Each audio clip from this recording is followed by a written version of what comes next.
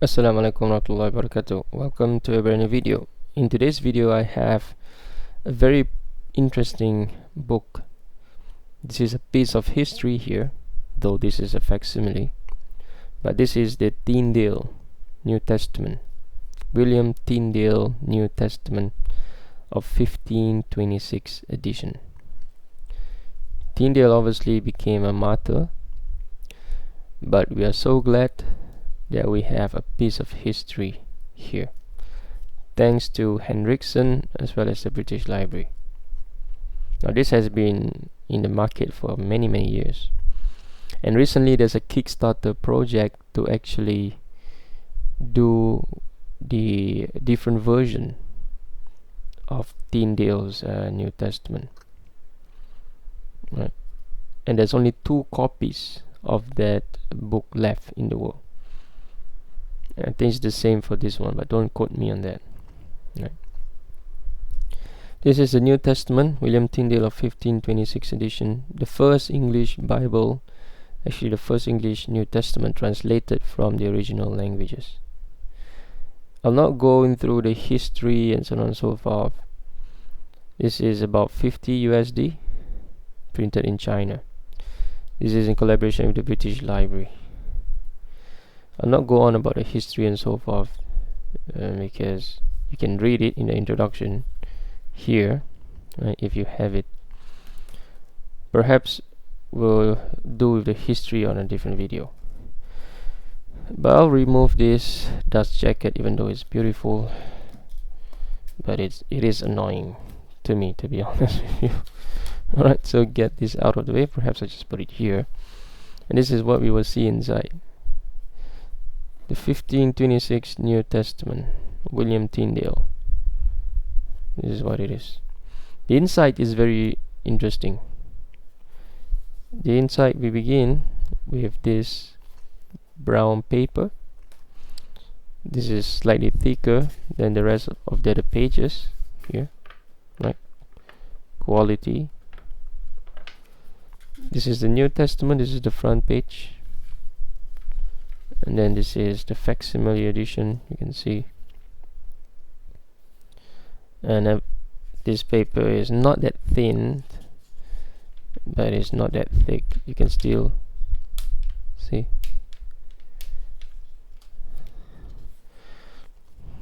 This is the publication page, and we go straight into the introduction, which is brilliant, right?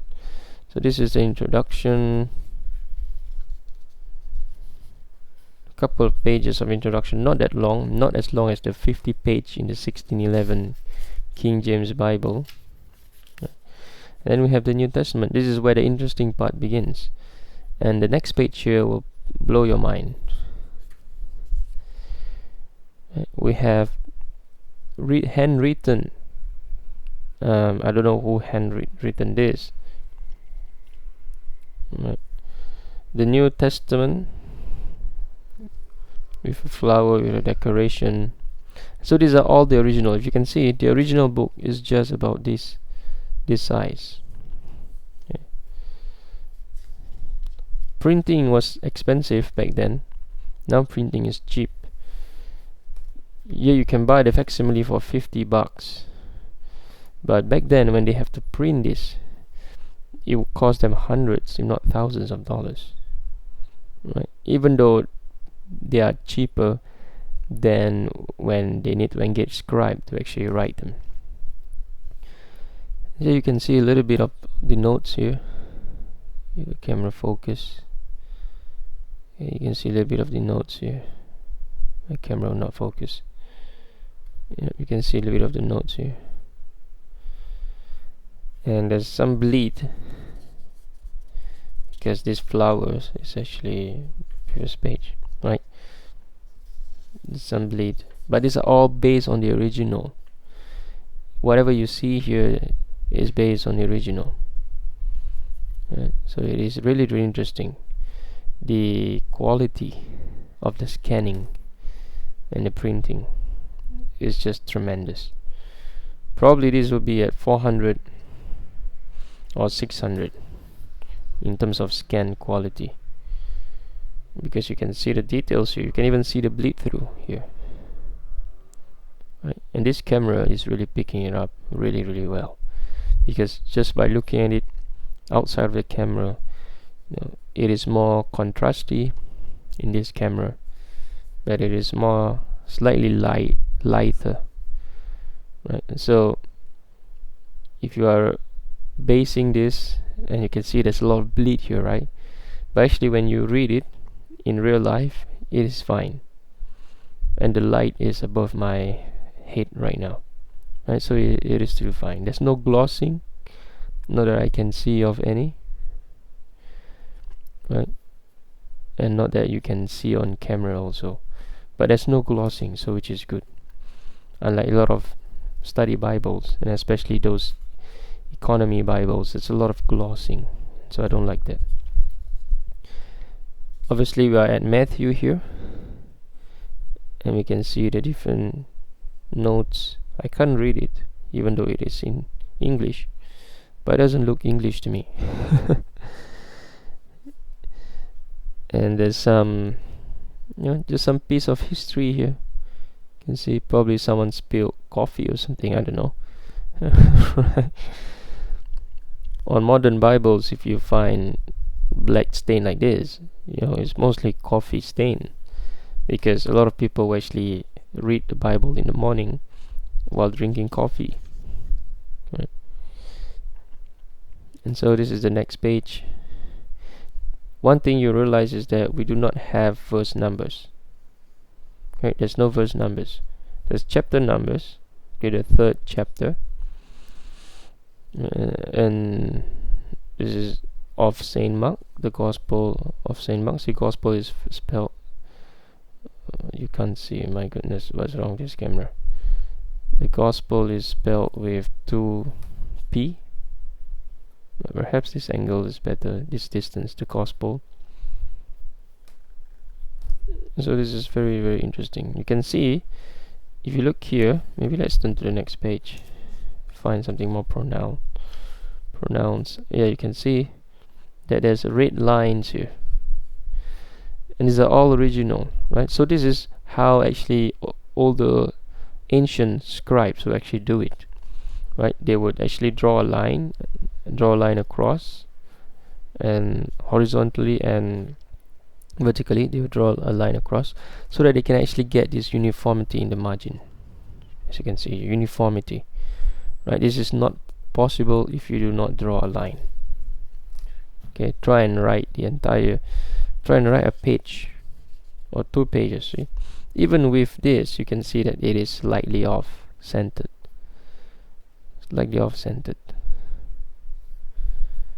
Right, so yeah, this is a piece of history here. The backdrop paper, right, the paper you see outside here, is creamy in color, and I think you can tell it on camera as well. And it has these drawings here, all these different. This would probably be wood cuts. In the past, how they would do the drop caps is that they actually have to go to someone that actually are able to actually produce this real wood cuts, right? They would use that in the printing as well. So that's how it's done in the past.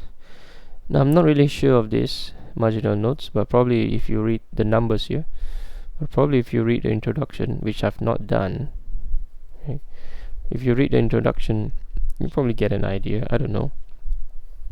This 10, it is 12. Yes, so 10, this is 11. Not sure what that means. Yes, it is off center, right? It is really off center. But can you imagine the real Bible is actually this size, right? As a comparison, this is the iPhone 11. So the iPhone 11 is much bigger. So this is like a real pocket size Bible. At that time, it has to be, right? Because they were burning people. They were not allowing printers in London to print. So printers had to go to Geneva, right? They had to go to Paris at one stage, right, to print. Let's look at the next page. One thing that really struck me is the notes at the side here, because I think these are clearly handwritten, right? Because this sort of fonts were not available at that time, right? On the 16th century, the 1500s. So it'll be interesting to know actually if these are actually pencil markers or if this is actually printed marks. But I don't think this is printed, because there's no uniformity. For example, the L is this way and then the L is this way. You can see here there's no uniformity. If it's printing, there are uniformities, but there's no uniformities here. Just bring it to you a bit closer, you can really see. So you can really see the details. The scanning here is really, really good. The publisher here has done a great job. You can even see the details here. Alright, let's move on to some other places. I'll just flip around here.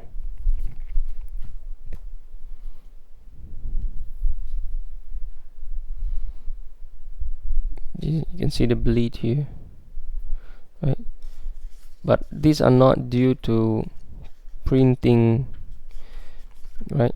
These are all due to the real manuscripts, right? These are all real manuscripts. You can see all these different, whatever you call it. I call it deformities, even though it's not really, but it is all based on the original, right? What you see here is based on the original at the British Library.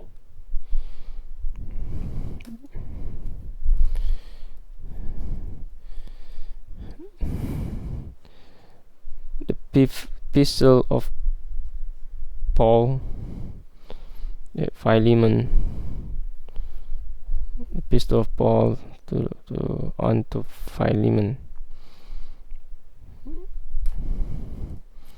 I'll just flip here. There's blank page, because every single book begins in fresh new page. Okay, so I don't know why there's a blank page here. Probably because it bleeds too much. That is why the printer realized that it is not usable, and so they get a different page. Or perhaps actually no, because before this we have X, and so kind of to differentiate the section of the books. Okay, because X is part of the gospel, right? Because it's published by Luke, even though we do not know who this Luke really was. But a lot of people don't think that he was the companion, the physician of Paul. Right, and so we have here, this is what they would do. Okay, this is John. We are in John. Before the fear of when Jesus, I can't read it, and you can't see as well because a lot of the time my camera is not focusing. But thanks for bearing with me. I can't be bothered to refilm. So this is great actually. Now the reason why I got it, I actually wanted to get it for a very long time, but I've been holding back because I can't read it, even though it's in English. Right, I can't read it, and I've seen reviews about this, which is why it took me a long time to decide. And these have been in the market for a very long time. since 2007, if I'm not mistaken. Let's just see when it was this published. 2008. 2008. So it's been out in the market for a very long time. But now I finally got it because it was on discount on Amazon. If not, I will not get it. Right, because I think this is, unless it is the real one, but no one can buy the real one. Okay, because it is owned by the British Library. Unless you buy the British Library, then you can own the real one. Or probably you just buy and pay if you're a super rich man. So this is the Apocalypse of John, right? And there's something interesting at the back here that I want to show you, and then we'll close this video with that. Not this, right? Handwritten again. So we'll see the next page. Completely handwritten. Okay, it says here Tyndale, definitely. Not sure if this is in English. Yes, it is in English because we don't have this alphabet in Greek. This is Latin, if I'm not mistaken. Doesn't seem English as well. Well, I can't read Latin. So that's it, ladies and gentlemen. This is a review. Not really a historical review whatsoever, just a feel through about this 1526 Tyndale New Testament. It is wrongly called a Bible because Bible consists of the Old and the New Testament. I mean, you find this in introductory textbook all the way. Would I recommend this to you? If you are a collector, yeah. But if you are not a collector, I mean, don't waste your money. For me, I enjoy a piece of history, which is why I have all the different Bibles. In my next video, I'll review the Geneva Bible. Just to show you a preview, this is the New Testament from Tyndale, and the Geneva Bible is coming right up. Give me a second. This is the Geneva Bible. You can see the comparison of the size.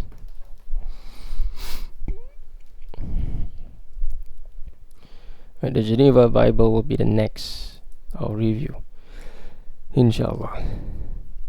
These are all connected as part of the 1611 series. Not really, influenced, but it pays a huge influence that leads up to the 1611, right? Which is why this is a piece of history. Now, before this, in between, we have Matthew's Bible, okay, and then we have Geneva's Bible, well, if you want to count the Bishop's Bible, right? And then much later on, in the next century, about 100 years from Tyndale, we have the 1611. But my favorite is presently is the Geneva Bible because of its beautiful illustration. I'll go more in depth, but I just want to show you a preview here. Right, yeah, it's a very beautiful illustration. Okay, this is the introduction. Fantastic. It has illustrations all throughout. Like, for example, when I want to show you, I can't find any. Right, so you can see all these different illustrations. But this will be for the next video. So for now, we have reviewed Tyndale New Testament, and I'll see you on my next video. Assalamualaikum warahmatullahi wabarakatuh.